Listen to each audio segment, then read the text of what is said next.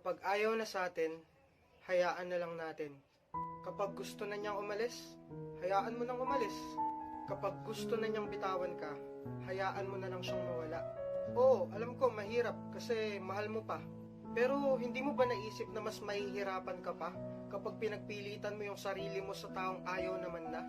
Minsan, hindi porket sumuko ka, talo ka. Minsan, sumusuko tayo kasi alam natin yun ang tama.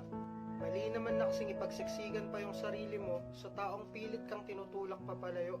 Hindi ka dapat magmakaawa na wag siyang mawala. Kasi unang-una, kung talagang mahal ka niyan, hindi niya gagawing solusyon ang hiwalayan.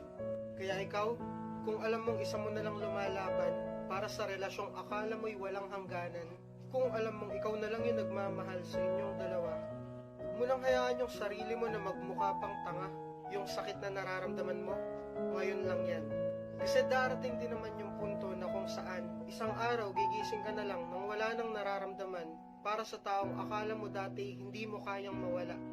Kaya kung ayaw na niya, sumuko ka na. Hayaan mo na lang siyang sumaya sa paraang masasaktan ka ng sobra. At ngayon